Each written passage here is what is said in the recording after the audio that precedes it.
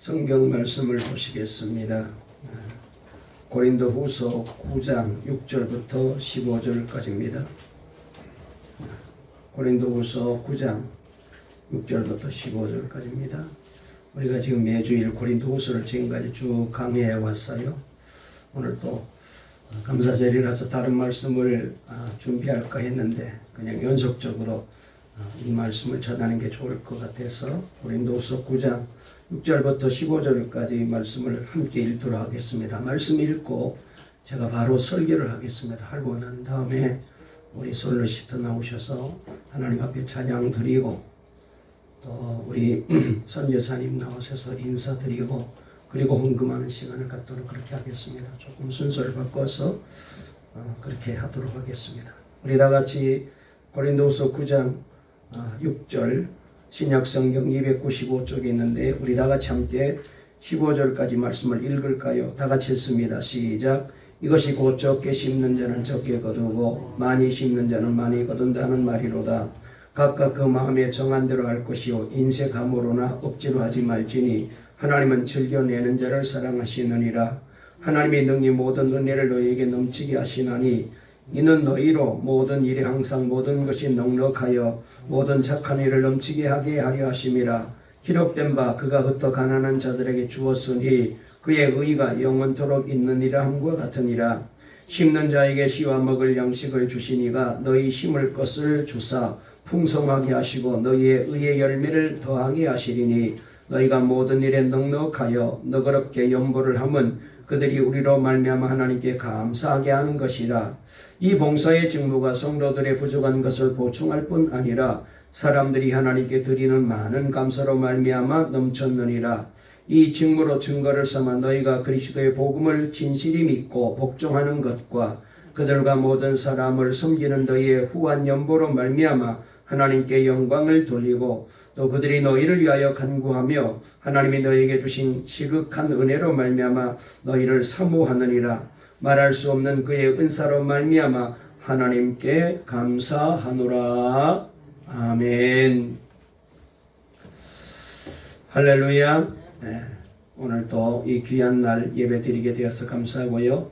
또 우리 오신 성도들에게 축복합니다. 특별히 우리 브라질 선교사님 축복하고 또 우리 솔리스트 우리 귀한 단원들을 축복합니다. 우리 또 권사님 오랜만에 예배 오셔서 너무 감사하고요. 한 분 한 분을 주님의 이름으로 환영합니다. 우리 한번 인사 나눌까요?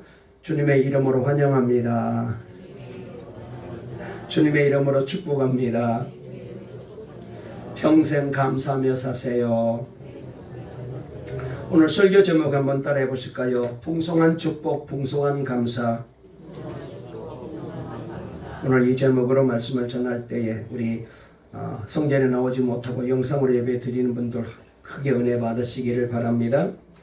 여러분 오늘은 우리가 잘 아는 대로 추수감사 주일로 지키게 됩니다. 이 감사절은 우리가 1년을 살아오면서 하나님께서 베풀어 주신 은혜와 사랑을 기억하며 우리 하나님 앞에 정중한 마음으로 정성을 다하여 또 내가 가진 최고의 것을 드리며 하나님 앞에 예배 드리는 날입니다. 그렇습니다. 여러분 우리 인생은 감사하는 인생이어야 됩니다.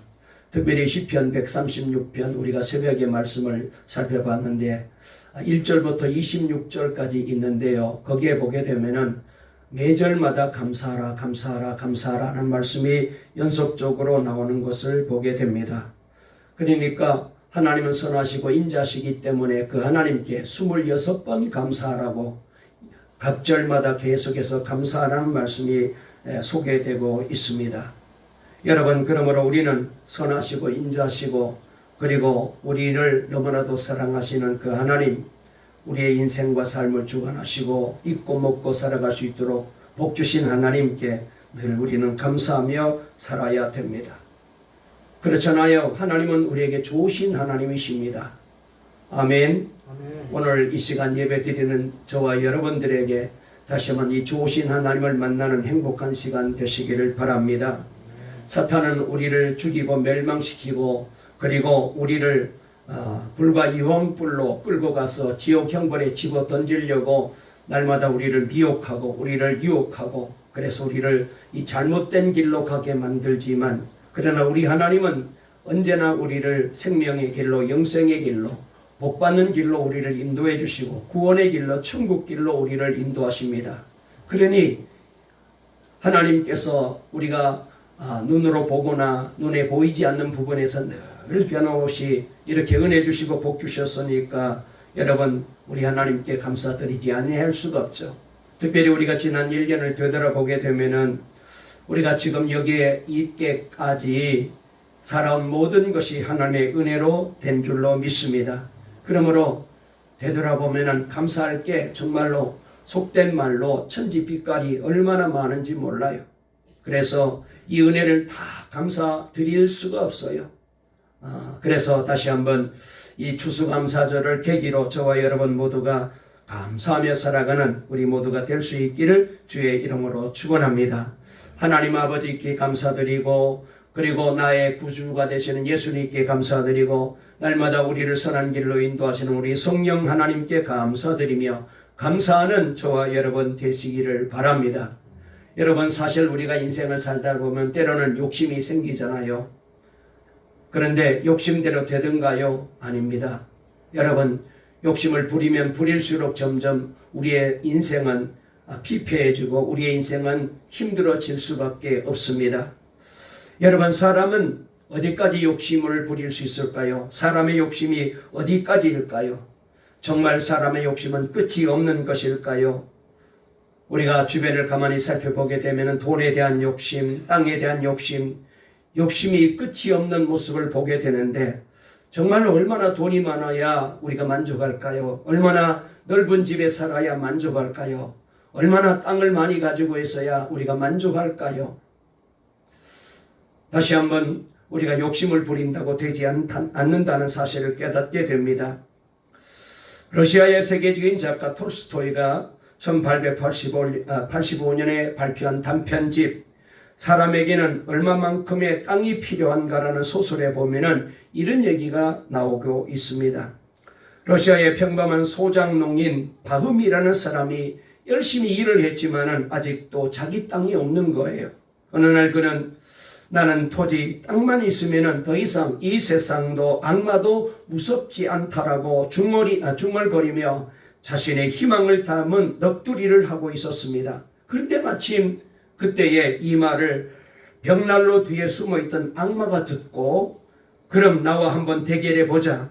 너를 땅 욕심으로 포로로 만들어 주겠다고 말합니다. 그리고 어떤 지방에서 땅 주인이 땅을 헐값에 판다는 말을 들었고, 그는 기대하는 마음으로 땅 주인에게 달려갔습니다.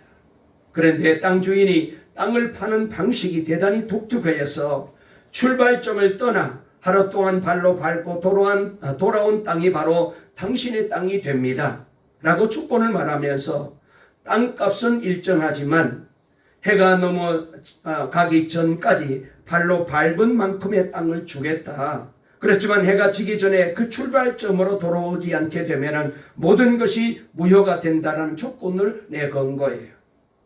이 계약에 동의하고 다음날 아침 일찍 출발점을 떠난 바흐은 어느 때보다도 두 팔을 앞뒤로 힘차게 내저으며 앞으로 달려갑니다. 땅 부자가 되는 꿈에 활활 타오르며 걷다 보니 음식도 먹지 않은 채 가는 곳곳마다 자기 땅이라고 표시를 하며 계속해서 달려갑니다. 그러는 사이 어느덧 해가 서쪽으로 기울기 시작했고 이미 반환점을 벌써 돌아야 했지만은, 그러나 지금 앞에 보이는 땅들이 지나온 땅들보다 너무나도 비옥하고 탐스럽게 보여서 걸음을 멈출 수가 없었습니다. 결국 해가 지평선 아래로 숨어 들어갈 때야 바흐은 발걸음을 돌려 출발 지점으로 달려오기 시작합니다. 해가 지기 직전에 도착해야 했기 때문에 급한 마음에 더 빨리 달리기 시작했고 땀이 피오듯 했습니다. 그러나 땅을 얻기 위해서 혼신을 다해서 또 달린 거예요. 기관차처럼 숨을 헐떡이며 드디어 젖먹던 힘을 다해 간신히 출발점에 도착했지만 바흐은 자기가 돌아온 땅을 가리키면서 저 땅은 내 땅이다고 말했지만 그 순간 그만 너무나도 힘들게 심하게 달렸기 때문에 가슴을 쥐고 피를 토하며 정신을 잃고 쓰러져서 다시 일어나지 못하고 말았어요. 그리고 이 소설의 마지막 구절은 이렇게 맞춰지고 있습니다. 바음의 하인은 결국 죽고만 주의를 안타깝게 여겨 그를 묻어 주기로 하고 구덩이를 팠습니다. 그 구덩이는 바음의 머리에서 발끝까지 단 2m 길이밖에 되지 않았습니다. 그렇게 바음은 자신의 키보다 조금 더 큰 땅에 묻히게 되었고 바음의 무덤을 바라보면서 땅을 판 주인은 이렇게 말합니다. 사람에게는 얼마만큼의 땅이 필요한가? 결국 그에게 필요했던 땅은 그가 묻힐 반평 크기의 땅밖에 필요치 않았던 거예요. 여러분, 지금도 우리는 여전히 현재보다도 더 풍족해지고 더 넉넉해지기를 바라고 그렇게 소원하고 애를 씁니다.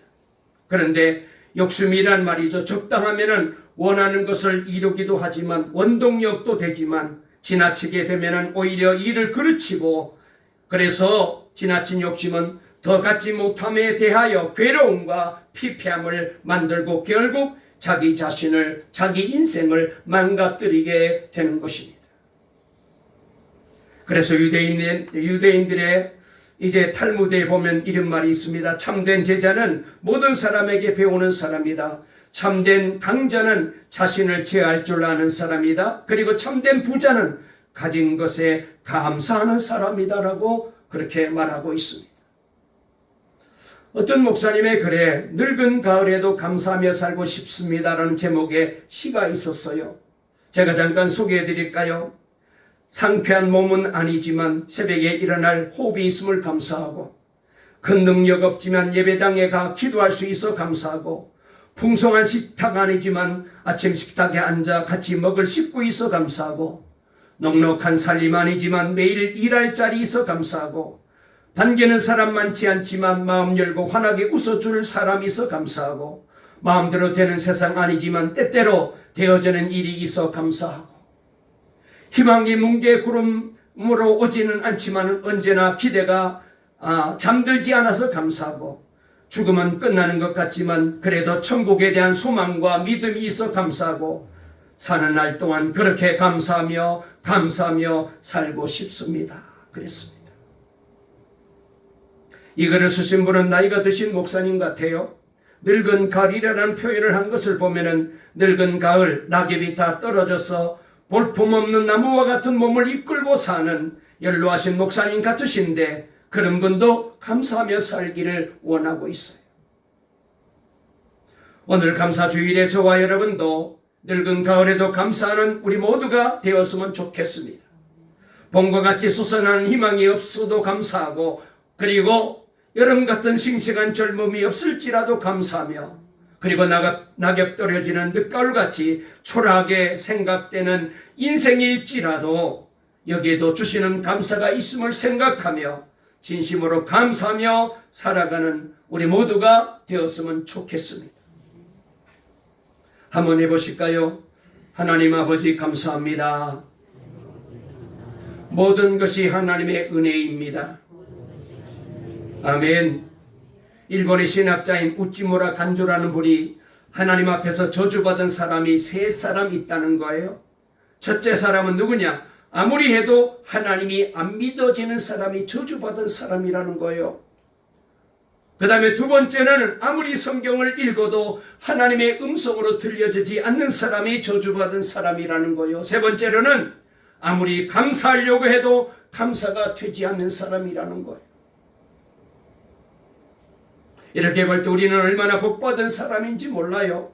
하나님이 믿어져서 이렇게 주님 전에 나와 예배드리고 하나님의 말씀을 읽고 설교를 들을 때마다 하나님의 음성으로 듣게 만들어 주시니 여러분 이것이 얼마나 복입니까? 오늘 추수감사주일을 맞이하여 올 한 해에도 여기까지 인도하신 이 하나님의 은혜를 생각하며 감사하며 예배하며 우리 하나님께 영광을 돌리는 우리 모두가 될 수 있기를 주의 이름으로 축원합니다. 그 사람이 진짜 복받은 사람이에요. 돈이 많아야, 집이 넓어야, 땅이 많아야 아닙니다. 권력이 높아야 아닙니다. 내가 하고 싶은 대로 다 하고 내가 가고 싶은 대로 다 가고 내가 살고 싶은 대로 다 살아야 복받은 게 아니에요. 하나님 앞에 감사하며 사는 자가 진정으로 복받은 사람인 줄로 믿으시고 이렇게 주님을 찬양하고 주님을 감사하는 우리 모두가 되시기를 바랍니다. 그래서 우리는 이렇게 주님을 찬양하고 날마다 주님 앞에 감사의 고백을 드리고 삽니다. 제가 목소리가 지금 안 좋아서 찬송은 못 부르겠는데 우리가 부르는 찬양 가운데 이런 찬양이 있잖아요. 나를 지으신 내가 하나님, 나를 지으신 이가 하나님, 나를 부르신 이가 하나님, 나를 보내신 이도 하나님, 나의 나 된 것은 다 하나님의 은혜라. 나의 달려갈 길 다 가도록 나의 마지막 호흡 다 하도록 나로 그 십자가 품게 하시니 나의 나 된 것은 다 하나님의 은혜라. 한량 없는 은혜, 갚을 길이 없는 은혜, 내 삶을 애워서는 이 하나님의 은혜. 그래서 나 주저함 없이 그 땅을 밟음도 나를 붙드시는 하나님의 은혜로 살고 있다는 거잖아요. 여러분, 이것이 어디 찬송 부르는 사람의 고백입니까? 우리 모두의 고백이에요. 우리 모두가 그렇게 살아가고 있거든요. 오늘 본문은 사도 바울이 고린도 교회에 연보를 요청하는 말씀입니다. 이미 지난 주일도 잠깐 말씀을 우리가 8장을 통하여 말씀을 들었는데, 당시 사도 바울은 기근이 들고 그리고 신앙적으로 핍박을 받아 굉장히 어렵게 살아가는 고난 가운데 있는 이 모교회인 예루살렘 교회와 성도들을 위하여 각 교회마다 구제와 선교에 연보하기를 요청하고 있습니다. 여러분, 연보 헌금을 드리는 것은 하나님의 은혜를 감사하는 한 방법이죠. 우리가 찬양으로도 감사할 수 있습니다. 고백으로도 감사할 수 있습니다. 그리고 주의 일에 힘쓰므로도 감사할 수 있습니다. 그 감사를 표현하는 방법 중 여러 가지가 있지만 하나님 앞에 헌금을 드리는 것도 감사의 표현입니다. 사도 바울은 고린도 교회 성도들 향하여 너희도 연보를 해야 함은 하나님께서 모든 은혜를 너희에게도 넘치게 해 주셨다고 말씀하고 있습니다.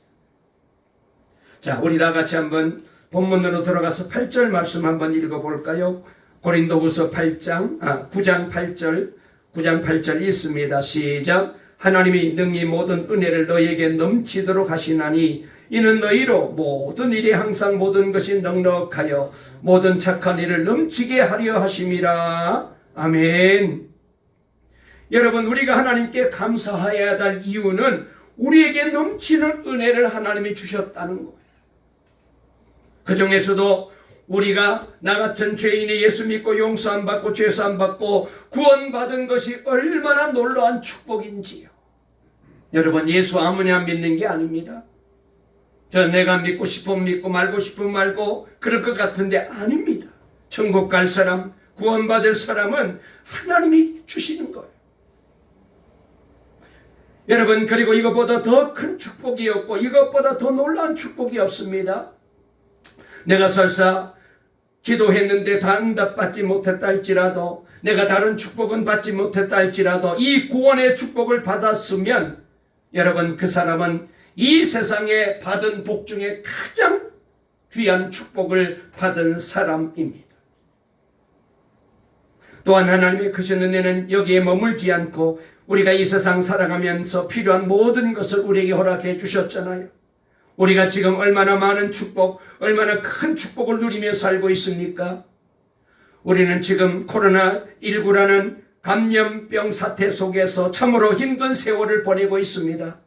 아직도 이 코로나 위기는 해소되지 않았고 앞으로 얼마나 더 있어야 할지 불확실한 그런 삶을 우리는 살고 있잖아요. 그러나 돌이켜보면 그럼에도 우리에게 얼마나 큰 하나님의 은혜가 있었습니까? 세계적인 유행의 추세에 비추어 볼 때 우리나라는 국민들이 방역 수칙을 훌륭하게 잘 지키시고 의료진과 방역 담당자들이 헌신해 주셔서 세계에서 방역을 잘한 나라가 되었고, 그리고 경제적으로도 가장 선방한 나라가 되었다고 소식은 전하고 있습니다. 그렇지만 여러분, 이게 우리가 잘해서 그렇게 된 겁니까? 무엇보다도 하나님의 은혜가 있었기에 여러분, 이 나라가 그리고 우리 교회와 우리 모두가 여기에 이렇게 있게 된 줄로 믿습니다. 나의 나된 것은 하나님의 은혜입니다.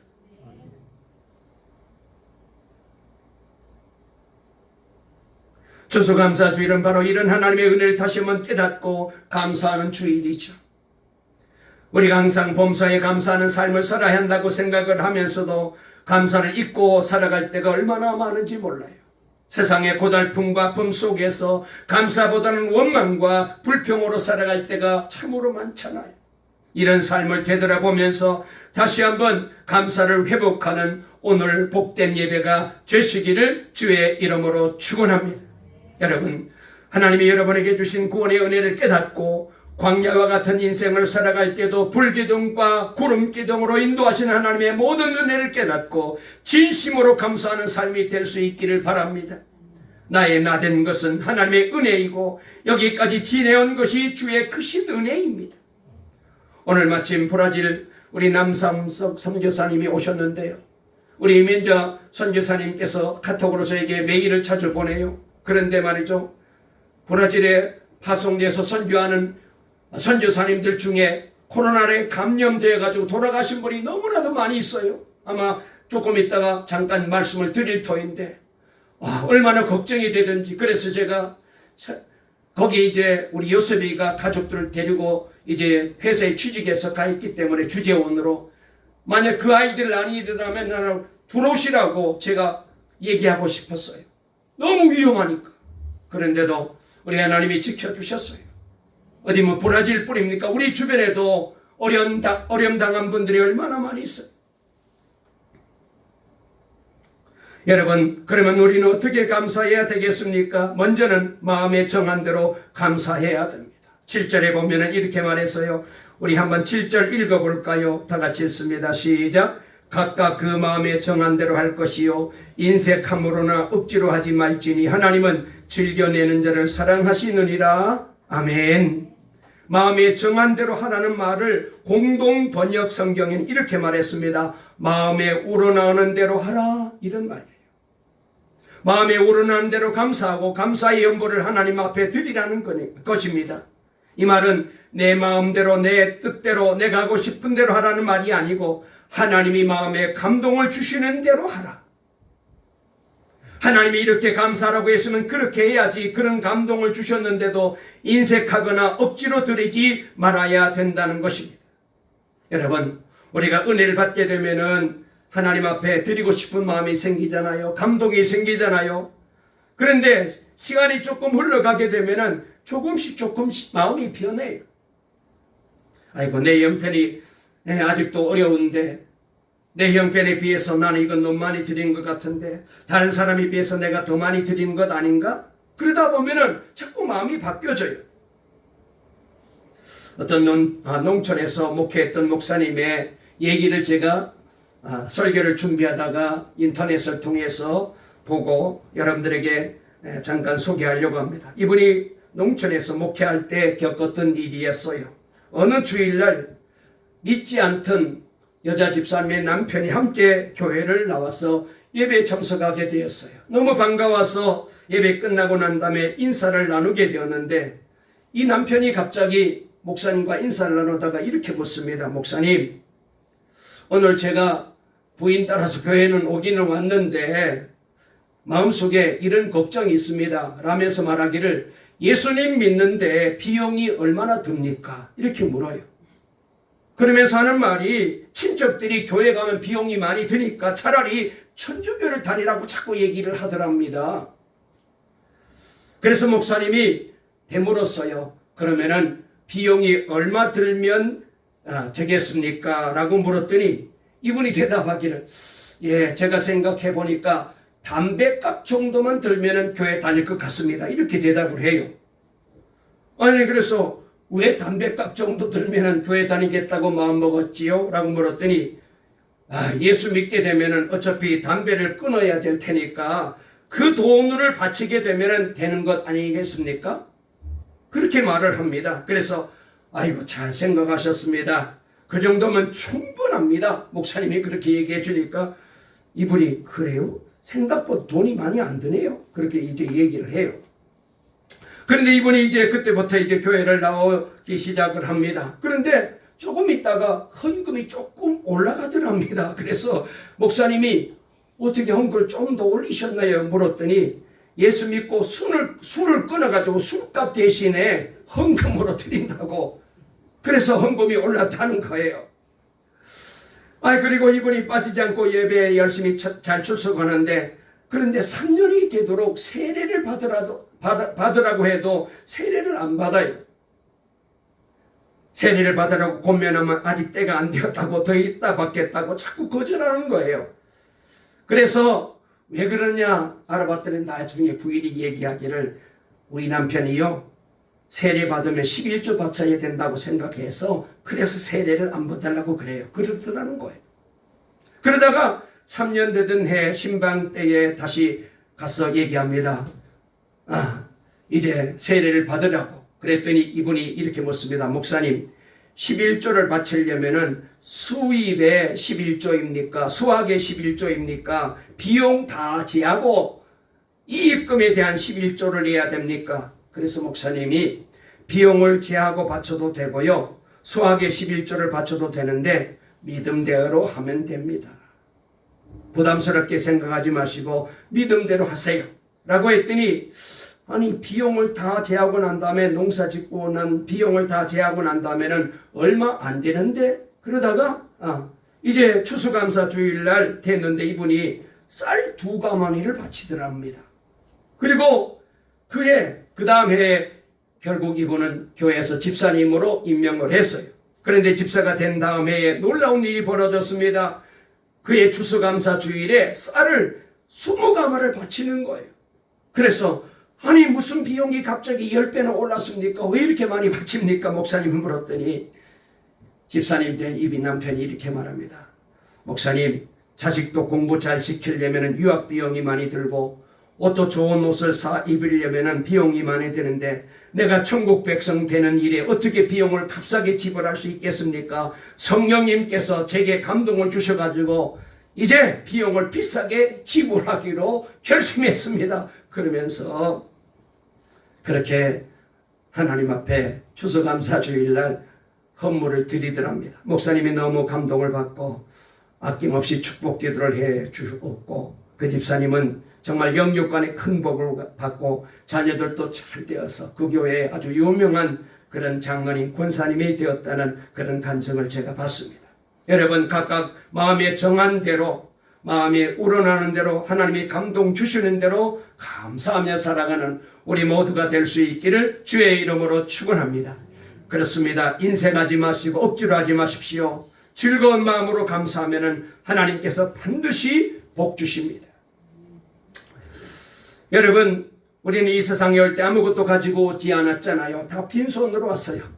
세상 태어나면서 어머니 배에서 나오면서 집 들고 땅 문서 들고 나오신 분 계시나요? 돈 들고 오신 분, 통장 들고 오신 분 계시나요? 아무도 없잖아요. 그런데 하나님께서 우리가 이 땅에 사는 동안에 이렇게 집도 주시고 가정도 주시고 자녀도 허락해 주시고, 여러분 또 때가 되면 우리에게 입을 것 먹을 것도 주셨잖아요. 여러분, 이게 다 뭐예요? 내 것 아니잖아요. 하나님이 내게 주신 거잖아요. 하나도 내 것 아닙니다. 그리고 우리는 이 세상 떠날 때에 다 놓고 가야 돼요.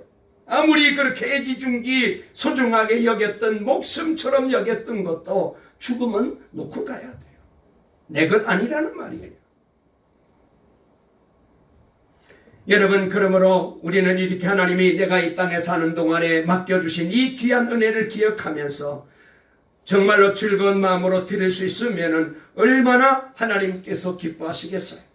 우리가 잘 아는 대로 데살로니가전서 5장 16절부터 18절 말씀에 항상 기뻐하라, 쉬지 말고 기도하라, 범사에 감사하라, 이것이 그리스도 예수 안에서 너희를 향하신 하나님의 뜻이라고 말씀하셨습니다.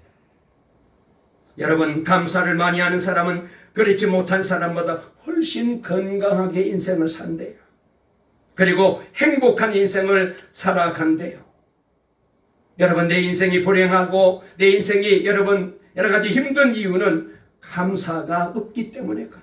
그래서 감사 지수가 높으면 높을수록 건강 지수도 높고 행복 지수도 높다는 거예요. 그래서 어떤 분이 이런 말을 해서요, 인간 행복을 논하는 사람이 이렇게 말했어요. 그대의 마음속에 감사하는 생각이 없으면 그대는 파멸의 노를 젓고 살아가는 사람이다. 부디 다른 공부보다 먼저 감사하는 공부부터 해라 그랬어요. 여러분, 그렇습니다. 우리는 범사의 모든 일에 감사해야 됩니다. 그래서 스위스의 사상가 칼 힐티라는 분이 이렇게 말했어요.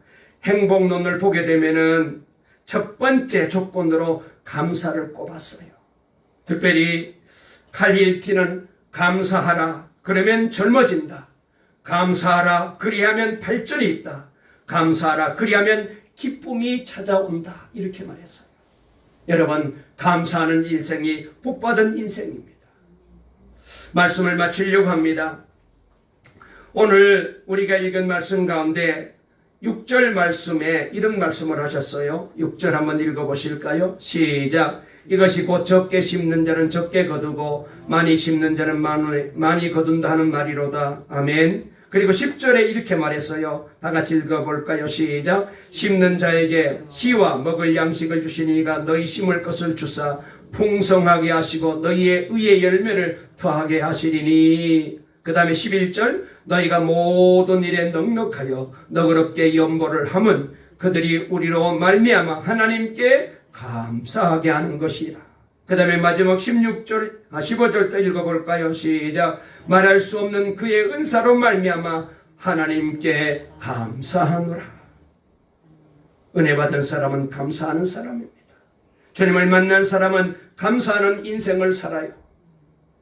여러분, 오늘 추수감사절이라서 감사도 해야 되겠지만 우리는 늘 365일 하나님의 은혜로 살아가고 있잖아요. 내 평생 주님의 은혜 가운데 우리가 살아가고 있잖아요. 내가 살고 있는 이 모든 것들은 하나님이 내게 주신 거잖아요. 내 것이 아니잖아요. 주님이 우리에게 주신 이 은혜를 기억하면서 우리는 이것 가지고 하나님 앞에 영광 돌리며 감사하며 살게 될 때에 내 인생이 행복하고 기쁘고 그리고 복된 인생이 될 수가 있습니다. 오늘 이 추수감사주일날 예배드리는 우리 동강의 모든 성도들에게 다시 한번 풍성한 축복, 풍성한 감사가 넘치는 복 있는 삶을 살아가는 우리 모두가 될 수 있기를 간절히 주의 이름으로 축원합니다. 축원합니다. 살아계신 하나님 아버지 감사합니다.